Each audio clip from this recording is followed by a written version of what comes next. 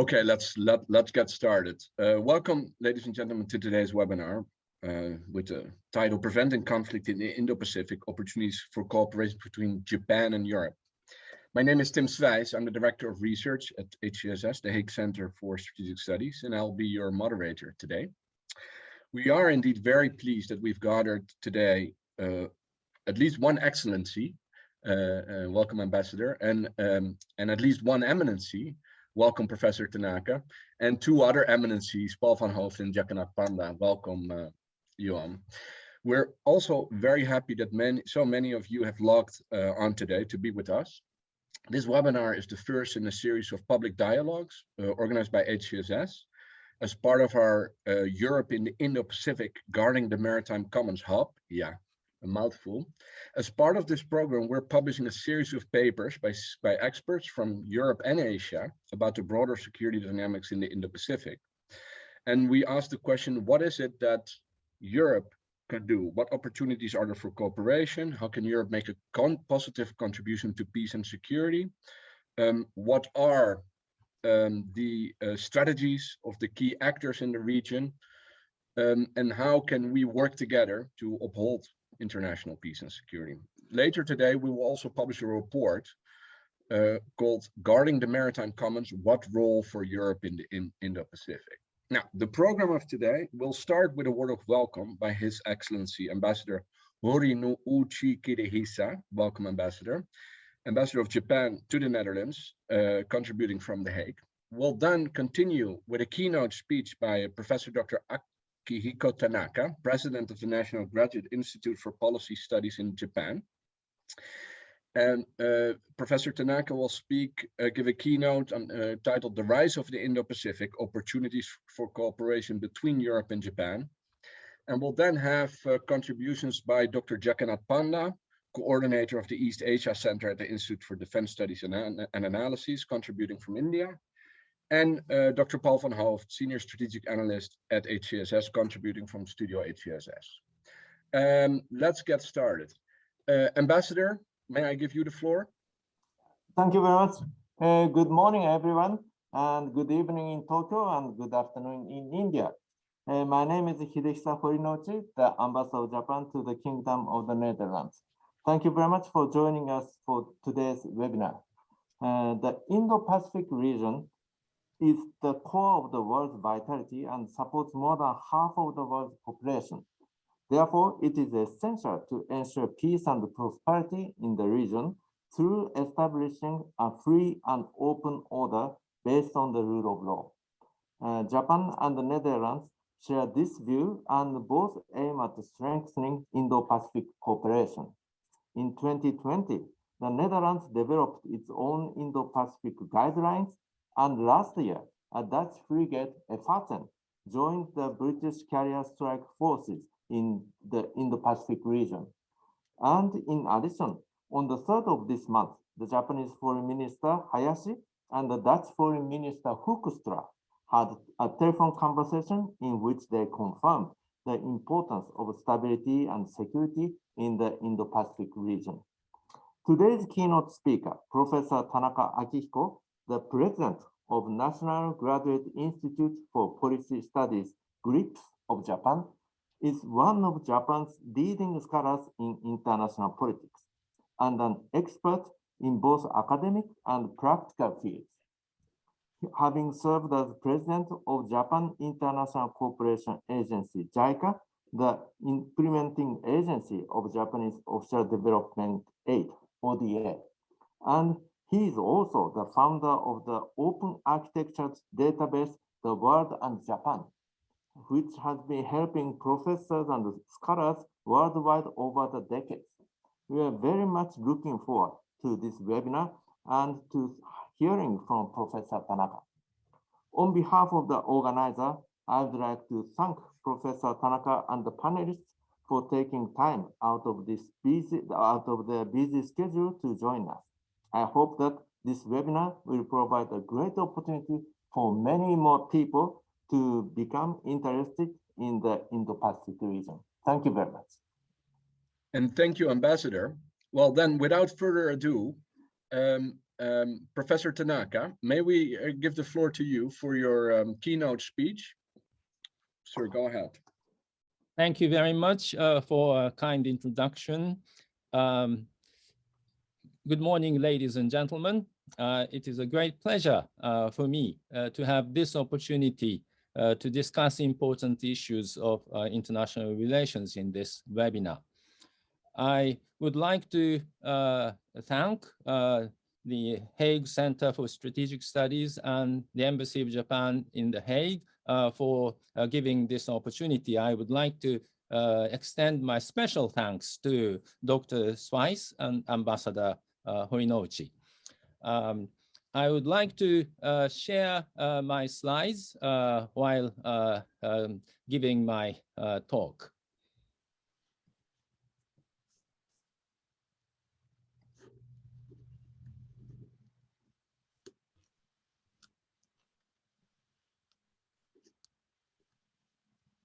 I hope you can see my slide. Yes, we can, sir. Go ahead. We can see your slides. Well, thank you very much. Although the title is over there, the word Indo-Pacific, the regional concept, is a relatively new one. Some specialists, including me, had used this concept for some time over the last decade. But it was Japanese Prime Minister Shinzo Abe's speech at TICAD, a conference for African development held in Nairobi, Kenya in 2016, that popularized the idea of treating two oceans, the Indian Ocean and the Pacific Ocean, as a single strategic concept. The Prime Minister said, I quote, when you cross the seas of Asia and the Indian Ocean and come to Nairobi, you then understand very well that what connects Asia and Africa is the sea lanes. What will give stability and prosperity to the world is none other than the enormous liveliness brought forth through the union of two free and open oceans and two continents. Let us make this stretch that is from Asia to Africa a main artery for growth and prosperity. To follow up on this, the Japanese Foreign Ministry began to explain that Japan has a vision of a free and open Indo-Pacific. Oops.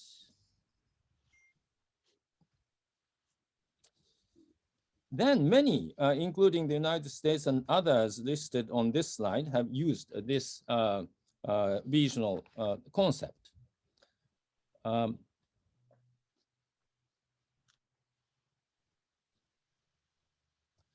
Often, it is assumed that this concept was invented to counter China. I think China is an important factor, as I will do in a moment, but the significance of the rise of the Indo-Pacific is rooted in a much longer historical process. This graph shows the changing share of world GDP using the estimates made by the Madison Project, developed and maintained at the University of Groningen. And according to this graph, in 1820, the share of global GDP of Asia was quite dominant, but the 19th century saw the rapid rise of the West. By the middle of the 20th century, as you see, the bluish share went up very much, and this trend of rising West appeared to be nearly permanent. But actually, the trend was not permanent. The late 20th century saw the expansion of economies in East Asia and the rest of Asia as we enter the 20th century. This figure shows the rapid per capita GDP of East Asian economies in the latter part of the 20th century. Japan went beyond 15,000 US dollars in the 1960s. Others like Hong Kong, Singapore, Taiwan, and South Korea followed. Now, the Southeast Asian countries followed a similar pattern. And then followed South Asian countries, particularly as we enter the 21st century. And then we saw the rise of some of the East African countries, but again, particularly in the 21st century. Since the rise of the West in the 19th century, the center of gravity of the world economy, according to these graphs, these graphs show the shifted from first to North Atlantic and then shifted to Asia Pacific in the late 20th century, and now shifting to somewhere in the broad Indo-Pacific in the 21st century. Japan, as a trading nation, has always followed this shifting center of economic gravity. In the 1970s and 1980s, the concept of Pacific Basin was emphasized by then Prime Minister Masayoshi Ohira. Then the word Asia Pacific was used frequently. Japan took initiative to launch the APEC, Asia Pacific Economic Cooperation, in 1989. As we enter the 21st century, Japan began to pay more attention to South Asia. Prime Minister Shinzo Abe made a speech in the Indian Parliament in 2007, emphasizing that today is the time of the confluence of the two seas, that is the Indian Ocean and Pacific Ocean. And so in 2016, Prime Minister Abe officially revealed Japan's vision of a free and open Indo-Pacific in Nairobi on the occasion of the TICAD. This map shows the growth rate of countries in the world in 2015. Red means more than 6% growth. Countries along the Indo-Pacific have red and reddish colors.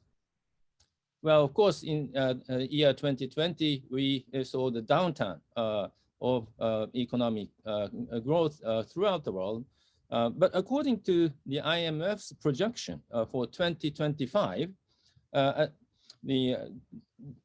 as shown in this map, indicates the region would be growing rapidly, especially in South Asia and East Africa, with lots of red and reddish color. So the prospect of the Indo-Pacific appears bright, at least in economic terms, but there are uncertainties. The most significant uncertainty appears in the growing geopolitical tensions between China and other countries. In many ways, China represents the success of the Indo-Pacific. The Chinese living standard improved tremendously over the past decades. In 1990, 66% of Chinese lived in extreme poverty, living on less than $1.9 a day. Excuse me. Now there are virtually 0% Chinese in extreme poverty. Overall, China surpassed Japan to become the second largest economy by 2010. The rise of China is a significant symbol of the rise of the Indo-Pacific. But the rise of China has introduced a significant source of uncertainty.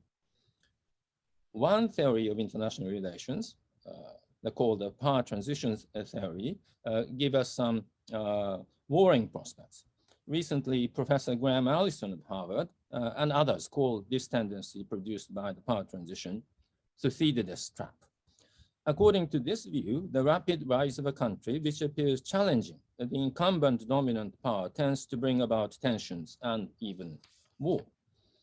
The behavior of China over the past decade is not so reassuring.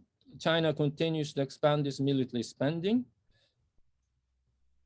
When the Cold War ended, China's military spending was smaller than Japan's, but now it is more than 4 times larger than Japan's.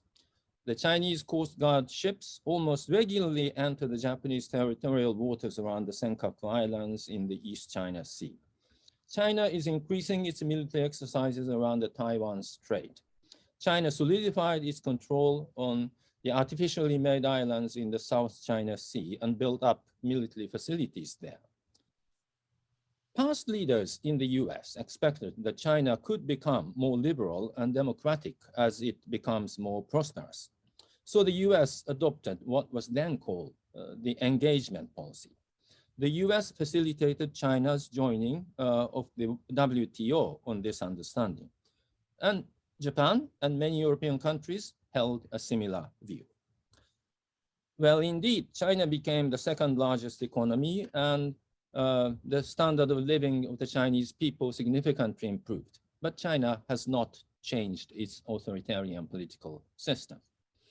As long as China is weak, the authoritarian nature of the CCP government does not pose much security concerns in liberal democracies.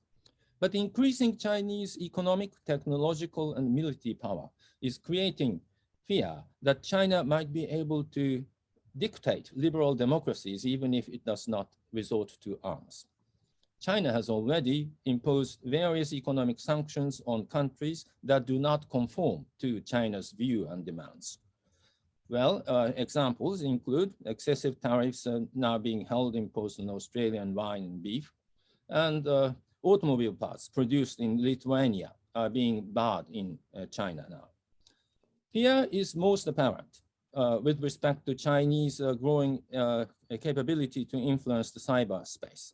If China controls the 5G technology, for example, it could capture all important information of your country, including most sensitive one that could threaten your security. China does not appear to change courses. President Xi Jinping said, I quote, "The path, the theory, the system, and the culture of socialism with Chinese characteristics have kept developing, blazing a new trail for other developing countries to achieve modernization. It offers a new option for other countries and nations who want to speed up their development while preserving their independence. And it offers Chinese wisdom and a Chinese approach to solve the problems facing mankind." In other words, Mr. Xi argues that the Chinese model is superior to others, including liberal democracies. Seeing such assertive behavior of China, the Trump administration of the United States decided to change the US policy toward China. The Biden administration, which adopts quite different policies in many areas from the Trump administration, also adopt as tough a policy toward China as its predecessor. I don't quote the statements by Mr. Biden and Mr. Blinken, but they all indicate that the US maintains a tougher policy toward China. So it appears we are back in the Cold War again. Two superpowers both believe in the superiority of their political systems. In the early days of the Cold War, the central theater of competition was the Western Europe and the Atlantic. Now the major theater of competition of the new Cold War could become the Indo-Pacific. However, there is a critical difference between the Cold War in the past and the current competition between China and liberal democracies: deep economic interdependence. The trading pattern of world economy changed very much in the 21st century. This is a map that shows which country is your biggest trading partner for each country in 2020. Blue means that the US is the biggest trading partner, green, Germany, and red, China. China is the top trading partner with as many as 63 countries and economies. But the important fact of today's geopolitics is that, as you see this map, the US is the biggest trading partner for China, and China is the biggest trading partner for the United States. So geopolitical and even ideological competition is now going on under a very deep and complex interdependence between the two competitors. Well, in general, deep economic interdependence could reduce the probability of war. But of course, a low probability does not mean a zero probability. And recent Chinese behavior, particularly in the vicinity of Taiwan, in the East and South China Sea, and along the borders with India, is not so reassuring. To strengthen deterrence and preserve peace, the US and its allies in the region, including Japan, have strengthened their alliance over decades. Japan and the United States endeavor to expand their ring of partnership. A partnership among US, Japan, Australia, and India, called Quad, has grown substantially over the past 2 years. After its first foreign ministers meeting in 2020, the online summit took place in March in 2020, and the in-person meeting took place in Washington, DC in September 2020. The next meeting will be held in Tokyo sometime in the coming spring. Well, here comes the role that European countries can play. Although NATO does not cover the Indo-Pacific officially, European countries can still contribute to what the Biden administration calls integrated deterrence in the Indo-Pacific. France sent nuclear submarines and other naval ships to the South China Sea. The United Kingdom sent a carrier strike group headed by HMS Queen Elizabeth to the Indo-Pacific and made a port call at Yokosuka, Japan in September last year. Together with the UK, carrier strike group, Japan, US, and the Netherlands conducted a military exercise called Pacific Front 21-4, as Ambassador mentioned. The recent formation of AUKUS, Australia, UK, and US, the cooperative framework to help Australia to acquire nuclear submarines is a positive step in the same direction. Together with the Quad cooperation among the US, Japan, Australia, and India, as well as the traditional US alliances, these European engagements in the Indo-Pacific constitute an international alignment that China has to take into account in making its own strategic decisions. Well, but coming back to my original point, that Indo-Pacific is not just a geopolitical theater of competition between China and liberal democracies. It is a big area of great potentials. It is a growing market for industrial economies. It is a critical area to achieve many global issues, including climate change and global health. As long-time ODA providers in the world, Europe and Japan can cooperate in realizing sustainable development in the wide Indo-Pacific region. Responses to the climate change is another obvious case of cooperation.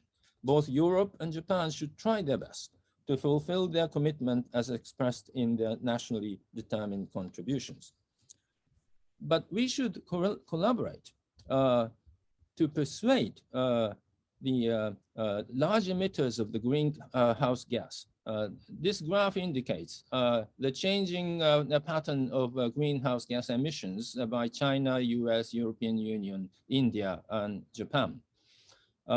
As China's emissions constitute nearly 30% of the total global emissions, we should persuade China to make a stronger measure than the current commitment. Climate-related natural disasters appear becoming more and more frequent. Disaster risk reduction can be another area of cooperation. Well, the Indo-Pacific is thriving and it has great potentials. It is in the interest of both Japan and Europe to realize a free and open Indo-Pacific that will enjoy peace and prosperity.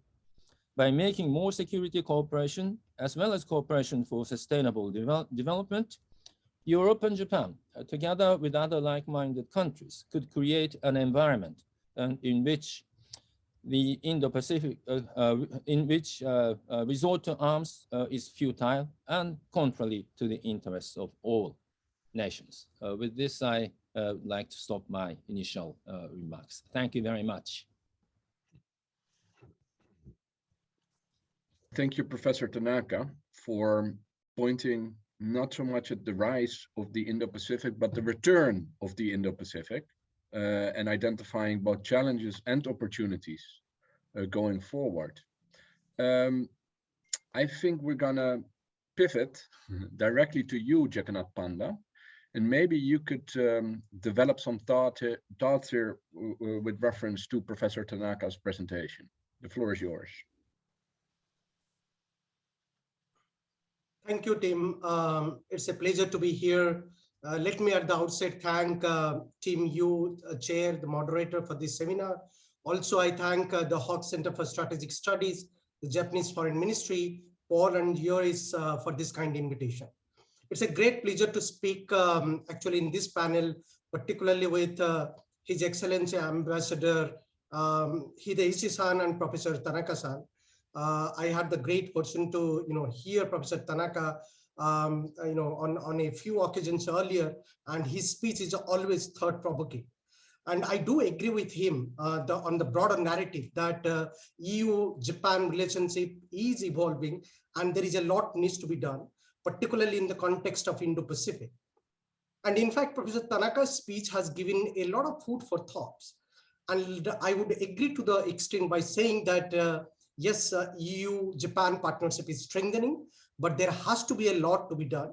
And to that extent, I think this partnership should emerge as a model of reference in Indo-Pacific. And I think when I say model of reference, we don't have so much relationship which actually connects one significant economy and one multilateral forums like the European Union. So here, I think EU as a multilateral forum and Japan as a big economy and a big leading global actor should create a model partnerships which should be a reference point for many in the world, including in the Indo-Pacific. And I think to that effect, there has to be three background points needs to be understood and kept in mind when we are talking about a futuristic partnership model for EU and Japan. One, the great power rivalry. We know for a fact that US-China rivalry is there for a long time, but in Asia, there are two other power rivalry which is there for some time, and that should not be overlooked. That is China-India power rivalry and China-Japan power rivalry. And I think EU and Japan relationships should also factor these power rivalry into account, how to make their relationship more inclusive, more strengthened as a model partnership. The second, I think, the nature of multilateral politics that we are witnessing in Indo-Pacific, the trilateral politics, the quadrilateral politics of US, India, Australia, Japan, the trilateral politics, the forums like AUKUS, the trilateral forums like, India, Japan, Australia, India, US, Japan, all of these trilateral, multilateral, minilateral forums should also factor in the EU and Japan partnerships. We cannot really overlook this rise of minilateralism in Indo-Pacific, and those should be factored in this partnership. The third background point that needs to be kept in mind, that here we are talking about EU and Japan cooperation in Indo-Pacific, and we should not overlook to the fact that Indo-Pacific is an architecture where US is a leading actor. So there has to be some cooperation with the US, and there has to be some cooperation without the US. So to that effect, I think if we take these three background notes into account, there is a huge scope for EU and Japan to cooperate, not only between themselves, but also with the like-minded countries in the Indo-Pacific, including India. And in this context of the seminar, I will propose 3 or 4 points very briefly, which could actually be beneficial for the to promote EU-Japan partnership as a model partnership. One, I think these partnerships should not be restricted as a bilateral prism of partnership. It should extend to the trilateral and the quadrilateral formats. And to that effect, I think not only between EU and Japan, we need a stronger trade and economic ties, which is actually evolving after 2018 and 19. The kind of strategic partnership agreement has happened between EU and Japan, and the economic comprehensive partnership that has been signed. But I think we also need to factor how these two sides, EU and Japan, should factor South Asia, the Indo-Pacific regions at a large. And to that effect, I think India can be a critical trilateral partner for both EU and Japan. ASEAN can be another partner. There has to be a constructive partnership with ASEAN countries because they are the fulcrum of the Indo-Pacific in some ways, and also with the Quad. Quad structure is not against the European security interest. Quad structure is very much complements the European security interest. So therefore, when we are talking about EU-Japan partnerships, we should factor India, we should factor ASEAN, we should also factor other multilateral or minilateral agencies, including the Quad. The second issue that needs to be taken into serious account when we are talking about EU and Japan partnership is to focus a lot on sustainable development, quality infrastructure, and promoting connectivity through participatory and transparent framework. And I think this has been a topic of discussion and debate for some time. China's Belt and Road initiatives has been a subject of discussion for its non-transparency mode, for its lack of a people's friendly approach. They use a course of diplomacy, course of economic diplomacy, try to woo the smaller countries and the medium-ranked countries. And I think we need to overcome those challenges. And I think to that effect, there has to be a much more concentrated and specific cooperation between EU's Global Gateway Strategy, which was announced recently, and Japan's Expanded Partnership of Quality Infrastructure, EPQI, which is there for for last few years since 2015 and 16, since Prime Minister Shinzo Abe's period. And today, when we're talking about the Global Gateway Strategy, which is around 300 billion euro, it's a huge initiatives where Japan can be a stronger partner along with many other countries.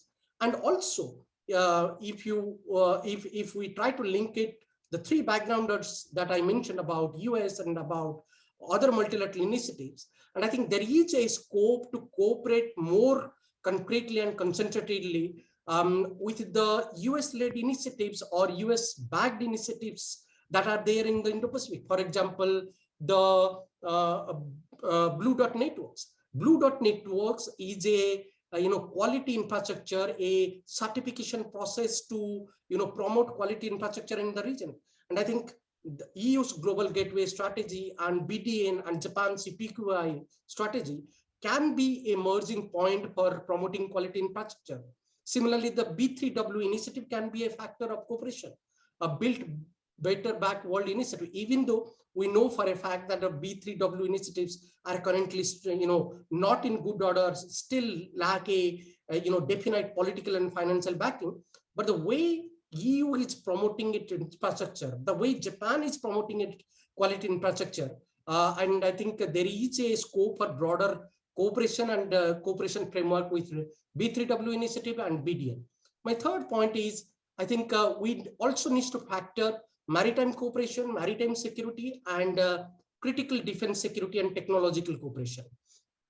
EU is having a lot of initiatives currently, including the CLIMARIO, which is EU's maritime capacity building initiatives, and Japan is showing a lot of interest with the European Union to build capacity building in the maritime zone. In fact, there has been a kind of a trilateral exercises between Japan, EU, Djibouti in the Gulf of Aden, and I think all of these exercises should translate into a broader narrative of a greater maritime cooperation. Similarly, India can be a partner. In fact, between India and EU, there has been exercises, there has been maritime dialogue, but time has come. I think we need to think about a much more concrete and robust cooperation on the maritime domain, which will actually support and implement a free, open, inclusive, and rule-based maritime order in Indo-Pacific. My last point here in just 1 minute, and I think on a broader scale, both EU and Japan can be the flag bearer and the champion advocate of how to strengthen the rules-based order. And I think given the pan umbrella that the EU is having, a combination of, let's say, 27, 28 countries coming together and talking continuously about preserving and promoting a rules-based order is going to be a statement in world politics itself. And I think Japan can be a strong partner, India can be a strong partner, and more importantly, we need an inclusive umbrella where we can actually bring the lower income countries and middle ranked economies in the Indo-Pacific, in the Indian Ocean regions, who can talk about democracy building, who can talk about rules-based order, and to strengthen a rules-based maritime order. And I think to that effect, we need an inclusive character. We need a participatory governance mechanisms between EU and Japan leading the Indo-Pacific Forum. I'll stop here and probably make a last point by saying that more than anything at this point, between Japan and EU, we need a much more civil society engagement, which also can be a reference point in Indo-Pacific for this partnership. Thank you very much. Thank you, Jagannath. In the Netherlands, we have a popular television show host, Matthijs van Nieuwkerk, who can speak for about 200 words per minute. I think you almost equal him, and nonetheless, your message is crystal clear. You point us towards other dynamics of great power rivalry. You point us towards the importance of understanding the multilateral, plurilateral, and minilateral initiatives that are there, and you sketch a number of not necessarily hardcore security related, but softer economic and sustainable development initiative, and you point us towards the importance of value. So that is very critical. We're going to pick that up later in the discussion. Ladies and gentlemen, participants, one of you has already found the Q&A button. Not coincidentally, that's Marije Vlaskamp, a journalist of the Dutch national daily De Volkskrant, to pose a question. Please feel free to pose questions in the Q&A. After the discussion amongst the panelists, we're going to open up the floor, and I'm going to pose these questions to the panelists. So feel free to enter your questions through the Q&A panel. With that, let's go on with you, Paul van Hooft. Could you share some thoughts on the development of the security situation in the Pacific, and specifically on the contribution that Europe could make there? Thank you, Tim, for that introduction. I would like to thank Ambassador Hidehisha for his introduction, and Ambassador Hidehisha for his introduction, and Professor Tanaka for his excellent opening remarks. As well as Jagannath Panda for his contribution to that discussion. I will try to build our own contribution to that based on the report we are about to publish, which is Guarding the Maritime Commons, What Role for Europe in the Indo-Pacific. And I would like to first kind of underline many of the points that Professor Tanaka made, which are really on the growing economic size, economic weight of the Asian economies and of the Indo-Pacific writ large, that how crucial these are for European trade, European prosperity, arguably specifically for a country like the Netherlands, which is in a sense, the economy of which is many times is over 100% dependent on international trade. And I think that this underlines several main themes. There's a key here that for Europeans, there's no way to avoid participating or being affected by the security dynamics in the region. Because as Professor Tanaka underlined, as the Asian economies have grown, and specifically the Chinese economy has grown very rapidly over the last 3 decades, so has the militarization of the region. And that what is happening now in the region is very much part of a dynamic was very much part for a dynamic until the last few years, exclusively almost between the US and China, where it's now clear that also Japan and India are more and more drawn into this, as I believe Dr. Panda also pointed out. So then we arrive at a central tension. There's no way for Europe to ignore what is happening in the region, however far away it is from our continent. Yet at the same time, our capacity to act there in many of the more traditional ways, at least security-related ways, is limited. Now, the last few years have seen a growing European presence, naval presence in the region. The carrier strike group, the British-led carrier strike group is an obvious example last year, but the French presence in the region. These are clear signs, these are send clear signs to regional states, including China, that the US, that Europe truly cares about what is happening there and that it perceives it has a real stake there. Yet our ability to sustain, collectively or individually, to sustain such a presence is very limited at this point. If you would do in our report, we do a back of the envelope calculation, and for most, UK, France, for most the Netherlands, for most European states that are sending out ships to the region, they would barely be able to deploy more than 3/4 of a ship at a time of a certain class, or 3 frigates or something. These numbers are very low, and in that sense, our European ability to properly reassure and deter states in the region is going to be very limited at the present. So, and at the same time, that European presence, including value statements on European values when it comes to China, whether it's on the Uyghur, whether it's on Hong Kong, whether it's on Taiwan, these are likely to, without having the ability to do much about it on the European side, are likely to provoke China and perhaps give it a sense that everyone is ganging up on it. These are just realities that Europeans have to come to terms with and might not yet have done so. So in our report, we point to several ways to think about around this.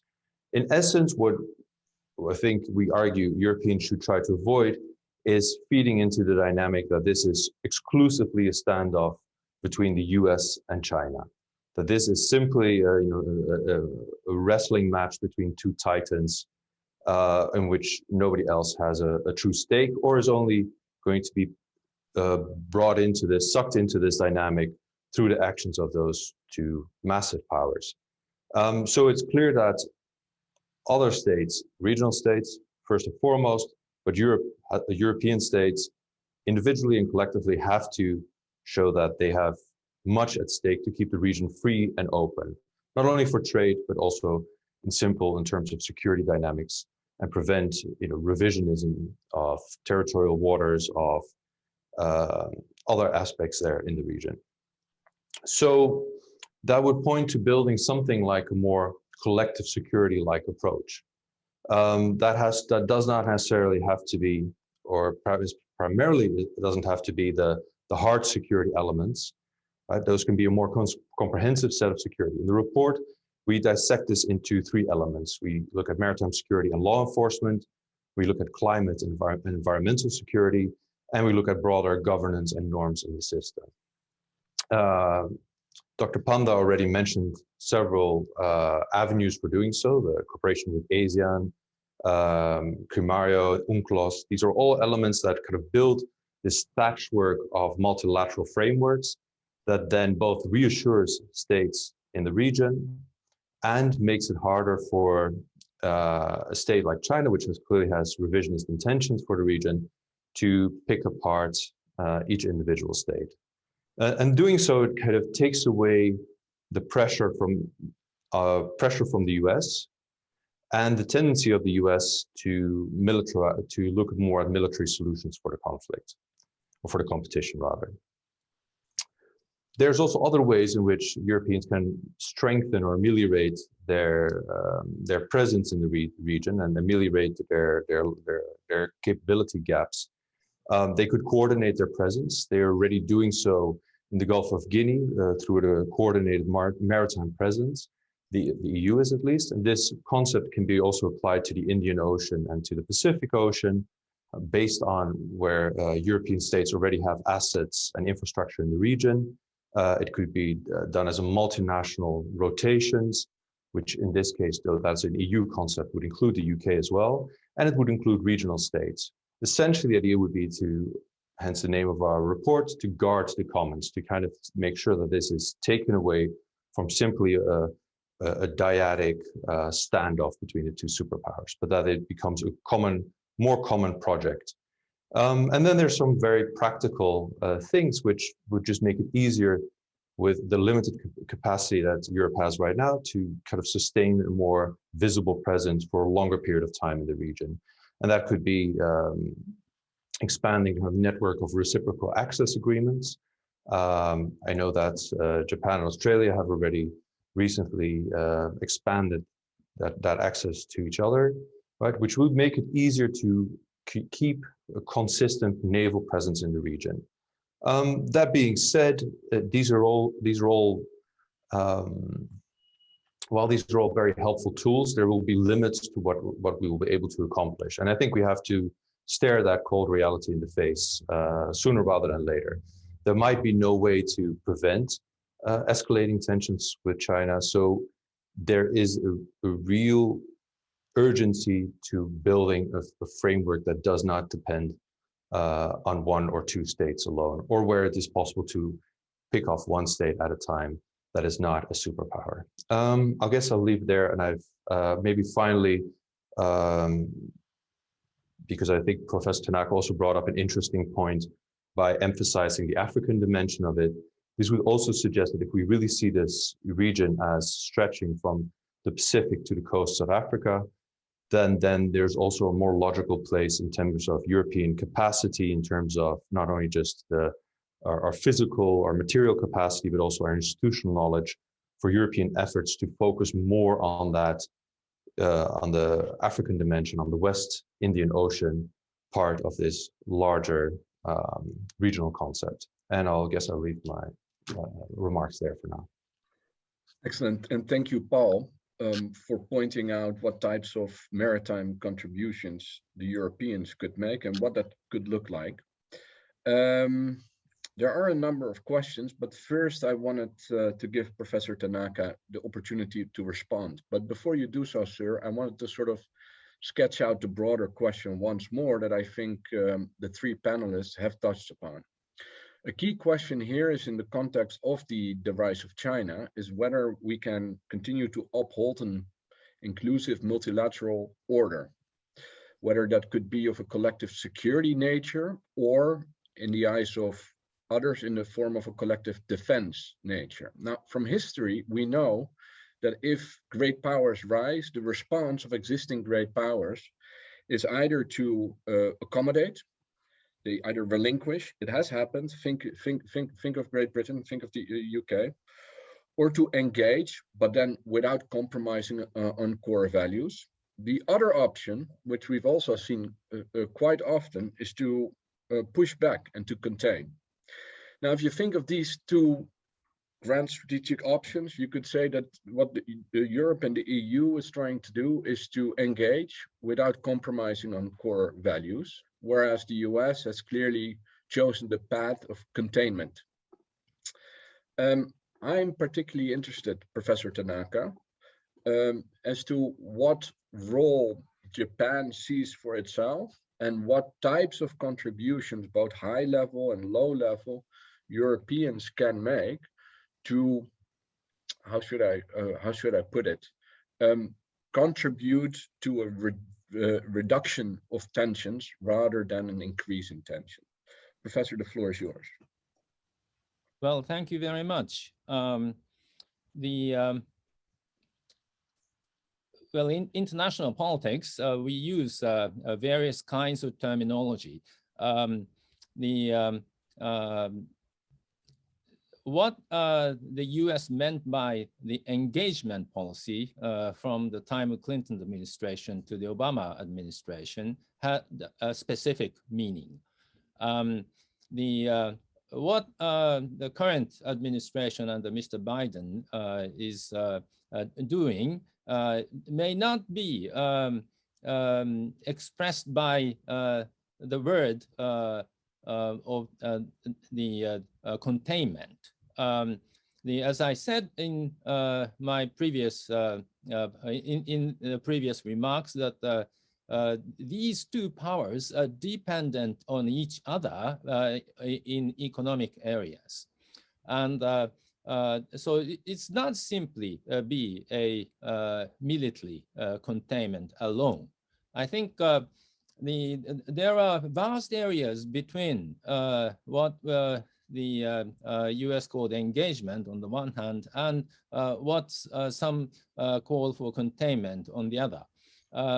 I think many countries had to choose somewhere in between the extreme containment to the extreme engagement, and I think what require the art of a decision maker is the how to find areas where they try to keep a vigilance from security viewpoint, and where to maximally benefit from the economic interactions. I think here, as Dr. Swice mentioned, from the viewpoint of European countries, it is going, I think the engagement without compromising principles is quite reasonable. From my viewpoint, I think I agree with Jagannath Panda about the necessities of rules-based order. And in this area, I would like to hope European nations to play a more active role in upholding necessary norms in international affairs, particularly the maritime order. And rules-based order, is, I think, strengthened by keep stressing the necessity. And then on this score, I think Europe has a very long-standing record of the standard bearer of the necessary international norms. Maybe I'll stop here. Thank you, Professor Tanaka. Let me point out one thing which I find interesting. I'm a firm believer in the fact that interdependencies, both value-wise and economic-wise, can dampen pressure. I'm also aware that in, what was it, 1909, a gentleman called Norman Angell wrote a book, The Great Illusion, in which he pointed out the sheer irrationality of going to war with one another for European states. And nonetheless, in 1914, our great-grandfathers marched off to war. So I think it would be useful also going forward to look at the, which some of us are indeed doing, at the nature of globalization in interdependencies. And I found that slide that you put up, Professor Tanaka, already very interesting. Now let's also start looking at the integration of global supply chain lines and in what sector these are. And that will give us a better picture as to the extent to which there will be decoupling in the years to come. Now, let's leave sort of the high level behind and let's look at some more specific issues. Some of those have been put forward by our esteemed audience members. So I wanted to pick up on a question here from Dalbir Akhlawat, and I hope I pronounced your name correctly. For you, Jagannath, Russia and China appear to be in some sort of alignment, but how, and I'm quoting, would India like to move forward? Is it with Russia aligned with China or with Quad, or does it want to maintain its strategic autonomy? Can you see the question, Jagannath? So it pertains to what is the sort of strategic direction here of India? Go ahead. I think this issue has to be seen in the context of Indian foreign policy. If we see Indian foreign policy, traditionally from being a non-alignment foreign policy, now it has moved to a strategic autonomy, and within strategic autonomy, there is a drive in Indian foreign policy to have a pointed alignment. Pointed alignment with keeping India's core interest and core issues in concern. India wants to engage with the countries on issue-to-issue basis. So even though there is an alignment between Russia and China, but India is mindful of India's engagement with Russia. Russia as a defense partner. So therefore, India would continue to have its partnership with Russia. And also what needs to be also understand is that there are a range of minilateral or multilateral forums where India, Russia, and China are involved altogether, be it Shanghai Cooperation Organization, be it AIIB, Asia Infrastructure Investment Bank, be it Russia, India, China, trilateral. There are a number of multilateral ventures where all the three countries, India, Russia, and China, are aligned with each other. And therefore, it is important for India to stay engaged with the adversary countries like China, even though our interest would really draw to the other narratives in the Indo-Pacific, being with the Indo-Pacific partners, with the US, with the Japan, with Australia. But India cannot just do away from the Eurasian regions. So in order to stay engaged with the Eurasian regions, it is important to stay connected with Russia, and also partly India's relationship with Russia also draws on the fact that we need to balance the Chinese influence operations within the multilateral forums like Shanghai Cooperation Organization, AIIB, Russia, India, China trilateral forums. So India-Russia partnership does balance out the Chinese influence operation in this organization to some extent. So therefore, it is important for India to stay engaged with Russia. Excellent. Thank you, Jagannath. Before we turn to Europe, I have a question for Professor Tanaka, and it ties into two questions that have been posed by our audience members. The more generic question is, how can players such as ASEAN, Japan, and the EU work together to navigate the US-China rivalry in the Indo-Pacific? And do we have any suggested concrete actions to do that? And the more concrete question there is from Marije Vlaskamp of the Volkskrant. It pertains to Japan's shifting position on Taiwan. And Marije asked the question, can you elaborate on the practical possibilities for Japan to support the Taiwanese military and defense against PRC pressure now and in the near future? And I think that's a very pertinent question, because we have seen developments on that front, both from Beijing and Taipei, but also from Tokyo. So maybe this is a question that is also of interest for all the panelists, because I know that Jagannath and Paul also have some thoughts on that. But first, the question to you, Professor Tanaka. Well, thank you very much. The two questions are quite important.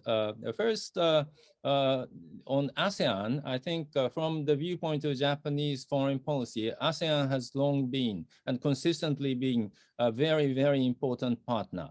And we need to maintain good and close relations with our ASEANs. But then with respect to ASEAN's relations with China, each ASEAN member state has,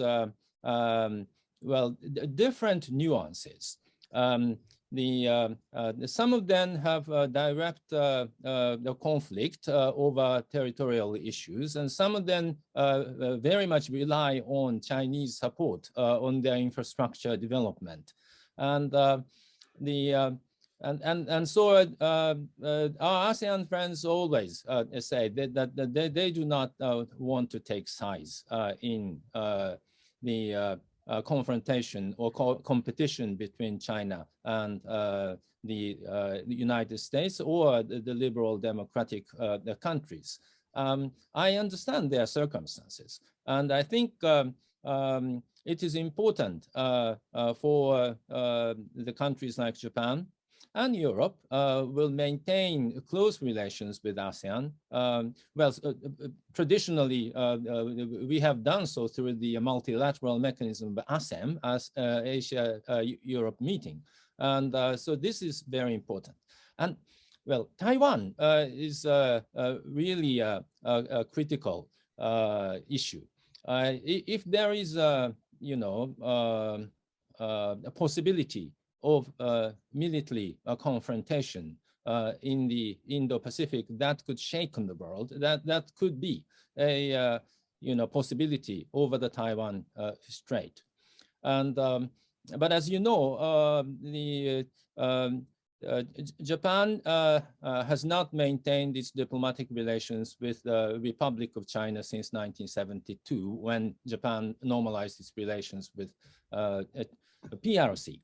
And Japan's legal position over Taiwan is that Japan in the San Francisco Peace Treaty gave up all claims of Taiwan, which Japan maintained its colony. But so legally, Japan does not have any say over the fate of Taiwan. But we maintain very, very strong economic relations with Taiwan. Taiwan is a very important trading partner. And, the semiconductor that we use nowadays, much of them is produced in a single company called TSMC.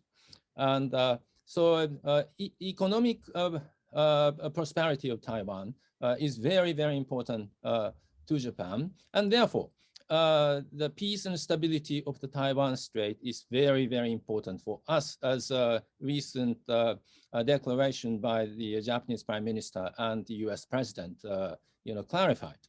And but then the concrete issues of military cooperation,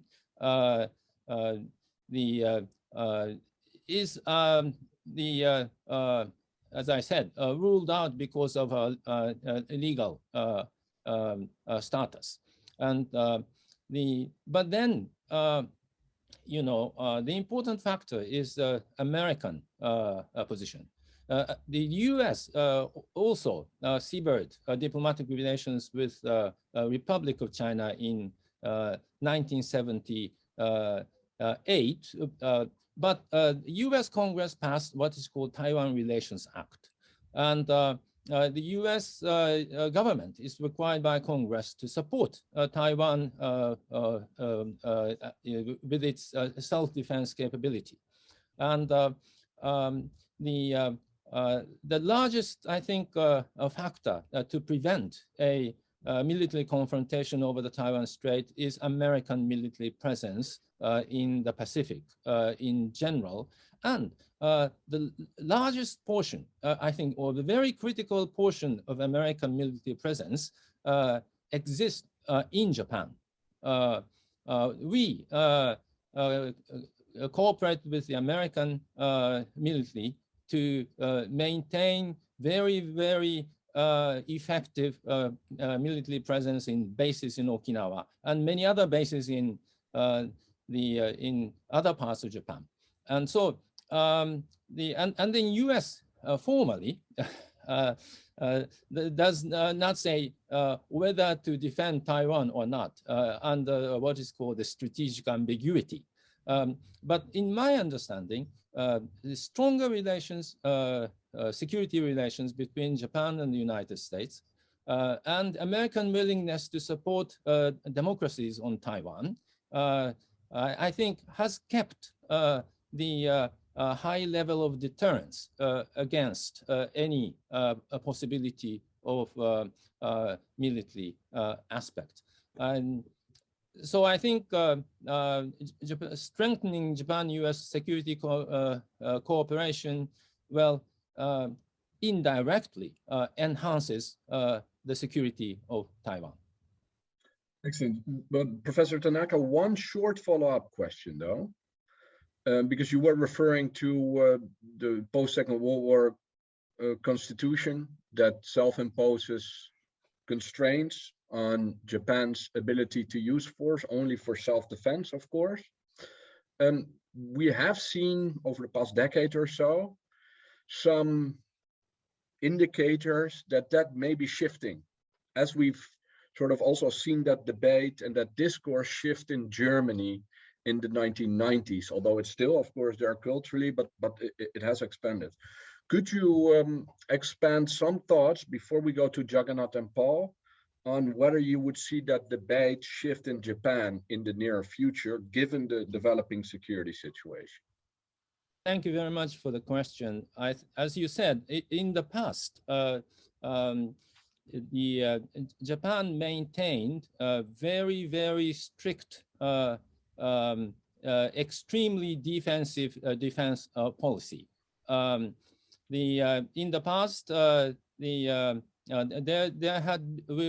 Japanese government maintained an interpretation of constitution that could restrict even the collaboration with American military in the case of the conflicts in the vicinity of Japan. But Prime Minister Abe's government in 2014, 2015, it changed certain elements of the Japanese constitution so that Japan is now able to exercise the collective self-defense right in a limited way. With this, Japan is now engaged in a lot of military exercises which had been considered impossible under the previous interpretation. And so now it's regular circumstances for the Japanese naval self-defense forces ship to act together in a lot of different kinds of military exercises. I think this activity is seen by our Chinese friends. And this recent development, in my understanding, will contribute to the strengthening of the joint deterrence capability. Excellent, thank you, Professor. And I think our participants can tell that the professor chooses his words carefully, but that there is a clear message there. Jagannath, your thoughts on this pertinent issue, please. Let me comment a little bit on ASEAN. I think I do agree with Professor Tanaka's assessment, but I think there is a critical factor that needs to be remembered, that if we see the current configuration between EU and ASEAN, EU do not have any strategic partnership with any of the ASEAN countries at this moment. And I think that is a deliberate policy posturing, not to take any position on the conflicting issues, and rightfully that EU do not want to be a part of the US containment strategy, and EU wants to retain the values, the norms in the regions, wants to give much credit to the ASEAN centrality, which is the core of the issue here, and that could be the converging point as far as the EU's engagement with ASEAN is concerned. And to that effect, I think what we can do probably between EU and ASEAN is to strengthen a range of soft economic, soft security networks, as well as strong economic oriented ventures between EU and ASEAN, be it infrastructure development, connectivity promotion, digital connectivity, civil society engagement, promotion of the human rights issues. All of these issues has to have a global platforms, and they has to be backed by the global powers or global multilateral forums. So therefore, EU can emerge as an effective player in the ASEAN regions. As far as the Taiwan issue is concerned, there are a couple of questions about Taiwan. And I think I do agree with the Professor Tanaka and others that I think there are areas, and also Paul mentioned rightfully, and I think there are areas where we could tap into Taiwan's, the strength factor, the semiconductor, the technology, the kind of awareness, the knowledge, the domain knowledge the Taiwanese have got about China's surveillance system, the China's intelligence system, the China's political system. We can actually capitalize on that. But more importantly, I think EU has to have a much more robust engagement with Taiwan, primarily because EU is such a multilateral venture, such a multilateral platform. It can actually raise the Taiwan's cause and Taiwan's stature in the world politics widely. And I think given the background of the Ukraine-Russia tensions and the way the European security is being tested, we should be prepared for the Indo-Pacific security. And I think to that effect, Taiwan is a critical issue we have to deal with. Not only India-China boundary issue, not only the Senkaku Island dispute, not only the South China Sea issue, but also the Taiwan issue needs a greater consensus among the democratic countries and like-minded countries. So therefore, EU has to have a much more participatory approach towards Taiwan, and also a much more serious linkages with the Indo-Pacific powers, both with the US-led architecture and without the US-led architecture.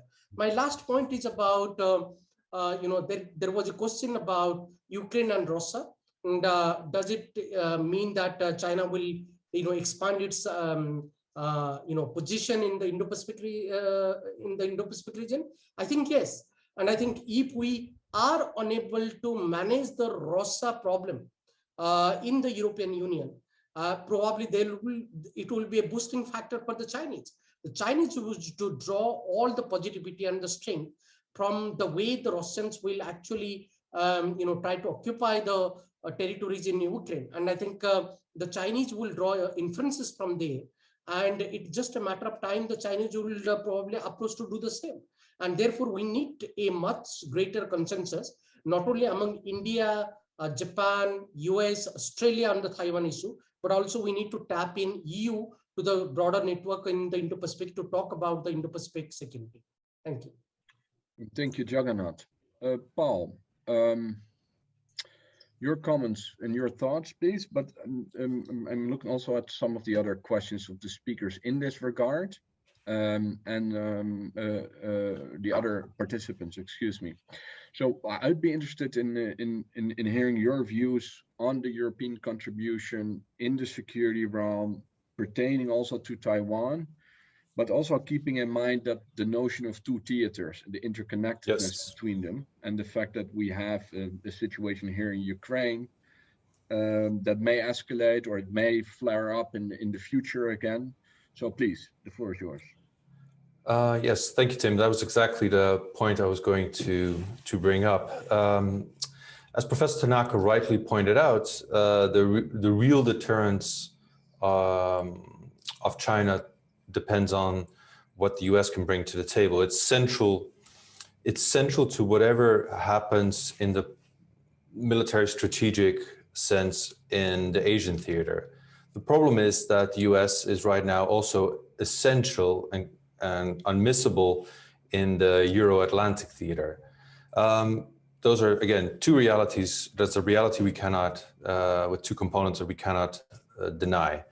So with that two theater strategy, how much can we believe that the US will be able to entirely to deter both China in Asia and to deter Russia in Europe?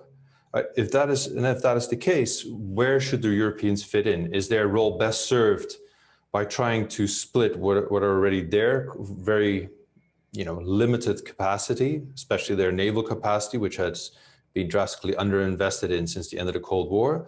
Should they then further split it? Or should they build this in a kind of more cohesive sense to really build this kind of patchwork, this conveyor belt of security from the Atlantic to Asia, meaning that it's very deliberately designed as a series of partnerships, both within Europe and with regional states. I think also Dr. Panda's remarks point to these problems, right? There's not the Russia-India relationship is much stronger than that with others, than Russia has with others. That lies at a deep tension between what Europe is trying to do in Eastern Europe, right? What we're trying to do in terms of deterring Russia from invading Ukraine, in terms of destabilizing NATO or EU member states. So with all these tensions taken into account, the more reasonable contribution that Europeans can make beyond, also starting to long overdue address their long overdue addressing of their capability gaps is really to build the multilateral patchwork, these frameworks that can kind of tie together all these states instead of purely being part of a collective defense strategy that kind of tries to contain China, but basically to use another kind of strategy that would kind of seek to bind China into multiple frameworks, and certainly seek to bind all the states that are like part of ASEAN to seek to bind these into frameworks that give them a sense of security and kind of make it more difficult for China to opportunistically take advantage of its great economic leverage that it has over the ASEAN states. But again, maybe just my kind of the point I keep coming back to, these are difficult choices. And I think what Europeans should not think of, and what I think would not be helpful either for regional states, is if we're simply symbolically there, if we're simply there as, we simply show the flag, we show that we care, but we do not do anything else. And by not doing anything else, there's a real risk that if this is a strategy of bluff, and if that bluff is cold and there's nothing really to back it up, then we're all left in a worse position than before. I think the real risk there is that if the competition between the US and China militarizes, that Europeans might get partially sucked into this without having the capacity to contribute much. And at the same time that the European theater also weakens, right? Because the US can no longer be in every place in the world at the same time. It's not the year 2000 anymore. We're not dealing with a US that is far ahead of both Russia and China. It is still very far ahead of Russia, but not as far as it was 20 years ago. It certainly isn't that far ahead in a military sense ahead of China. And that is a reality we have to deal with, and Europeans have to fit their role and adjust their capacity accordingly. I'll leave it there. Excellent. And yes, as a European and as a security analyst, that is something I do worry about. The notion that, and here I see the interlinkages between the two theaters, so to speak. If there would be a war here in Europe, that could be seen as a window of opportunity by China in the Indo-Pacific. But if you reverse that logic and you turn it around, then a conflict in the Indo-Pacific would leave us Europeans in a dire state. So that is something to be considered, but also to be worked on with greater urgency, I believe, than we're currently doing. It also brings us Paul's remark on not bluffing and not just merely showing the flag, brings us to a question by Niels Willigen from Leiden University. And Niels asked the question, dear panel members, how does Japan interpret the EU's Indo-Pacific strategy? Does it sufficiently signal the EU's involvement in and commitment to the Indo-Pacific? I think that is for all panel members. Professor Tanaka, let's start with you, sir. Well, in my personal view, it is extremely positive that many European countries produced their own Indo-Pacific strategies or perspectives on the Indo-Pacific, and EU's strategy for the Indo-Pacific cooperation. They are all positive mood. And and so I think in a few years back, when Japan started talking about a free and open Indo-Pacific, we had some sense of loneliness, but now the US, Australia, India, and many European countries joined in our view of the importance of upholding the rules-based order in the Pacific. And so they're all positive. And then these words were supported by the activities of European naval forces, as I mentioned, that happened last year. And so,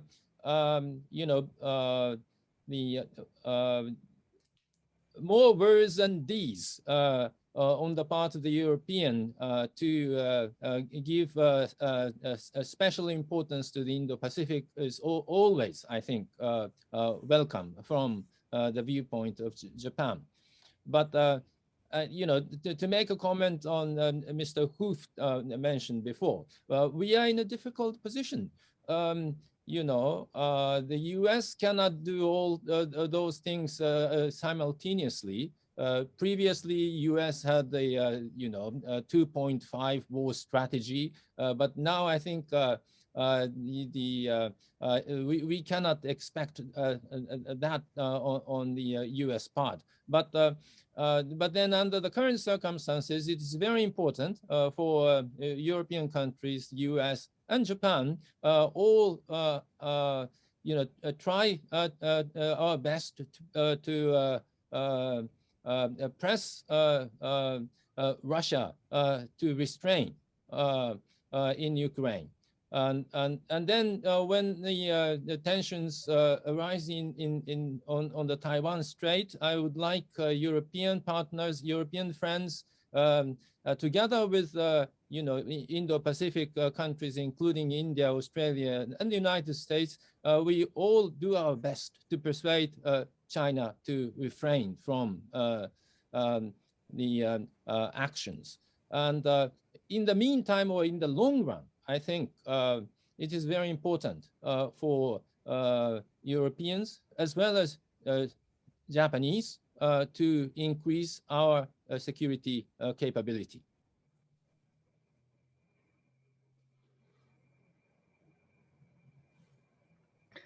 Excuse me. Thank you, Professor. Jagannath. I think the Japan's understanding and perceptions towards EU's Indo-Pacific strategy is evolving. Yes, I do agree with Professor Tanaka. It's quite positive, but I think Japan wants to see more engagement of EU having with the Indo-Pacific countries, particularly on the critical security and maritime areas. What Japan currently expects from the EU is a more maritime-oriented engagement, be it in terms of infrastructure development, port building, stationing points, or protecting the sea line of communications. And I think on the maritime issues, the EU is yet to have a more concentrated, robust approach. And I think what EU currently is having is a much more participatory, economic-oriented approach towards Indo-Pacific.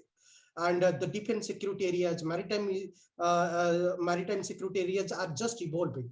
And there, I think there are a lot of expectation from Japan, a lot of expectation from India, from the EU. And as I mentioned in my presentation, the Japanese have started engaging with EU on the maritime domain. There have been few rounds of exercises. India have a maritime dialogue with the EU. So I think the expectation will be that EU becomes a much more serious partner, collaborative partner with Japan, India, and with the Quad countries on the maritime domain.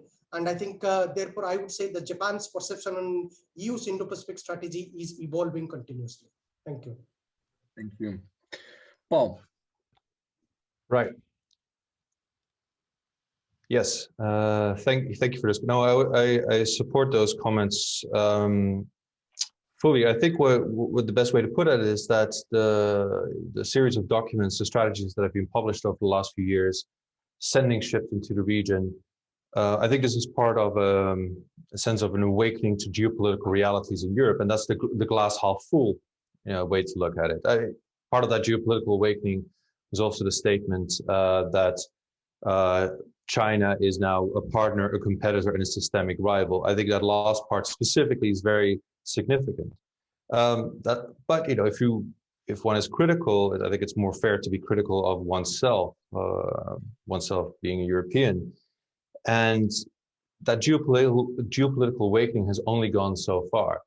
It is one thing to have initiatives. It's one thing to show up and to sit on meetings and to say something is important. It's another thing to put money on the table and show that it's important. Right now, that capacity is not there, right? So it is clear that Japan, but not only Japan, but also other regional states, Australia, South Korea, to some extent, that these states would all expect Europe to show real efforts for maritime security, for guarding free and open seas, so the sea lines of communication. And to do that, bluntly, you absolutely need more than 2 or 3 deployable ships per state. You need something to sustain a consistent presence over a period of time. And when I say 2 or 3 deployable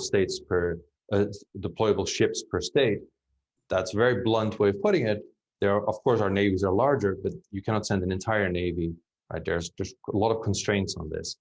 We need to think again. We need to reteach ourselves, and we need to do this very quickly to think grand strategically, to kind of to match ambitions and resources together, and to think long term. This is not the tensions with China are not something that's going to that is a 1 or 2 or 3 year project. That's a decades long project, arguably.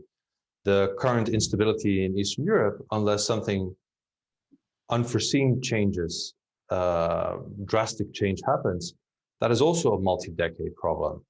Capacities need to follow accordingly. And then, it is not enough for some of the smaller European states like our own or like our neighbor to the east to simply write a document and say, well, we really care. Well, we have to do more to show, to make it meaningful that we care. Because right now, sending a signal with nothing to back it up is a risk. It's taking a tremendous risk, and it's also rather unfair to those states in the region that you're essentially making promises to. And I'll kind of leave it there. Thank you, Paul. We are entering the last few minutes of our webinar. I think that this has already been a very enlightening session in which we've pointed out political, economic, security dynamics, but more important, not only pointing those out those dynamics, we've also been identifying solutions going forward, if you like, that go beyond high-level calls for cooperation. We've pointed at the need for a multi-layered diplomatic approach. We've pointed at, and thank you, Jagannath, a more strategic use, and that word has returned to the EU's global gateway strategy. We've pointed out that if you talk the talk, you need to walk the walk. So it's time to start turning words into action and putting our money where our mouth is.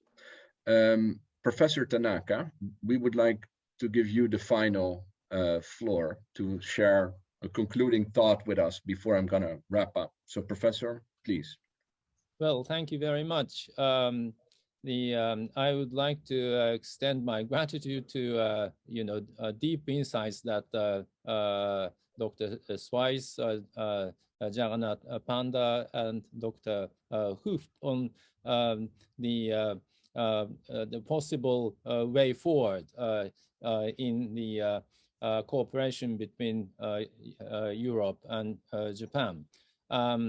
We are all hopeful that we will bring together not just words, but deeds to create an environment in which China or any other states would refrain from using military means to realize their goals. I think although Europe and Japan are distant in terms of physically distant, but I think we share the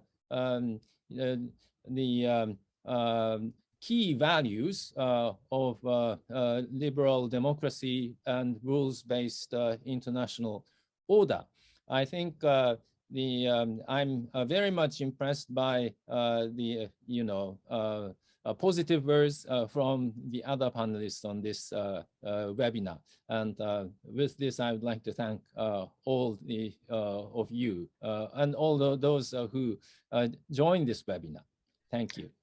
Thank you, Professor Tanaka. Thank you, Paul van Hoff. Thank you, Jagannath Panda, and thank you, Your Excellency, for participating today and sharing your thoughts. To all participants, thank you for participating. I just wanted to add that by next week, we will send you an email.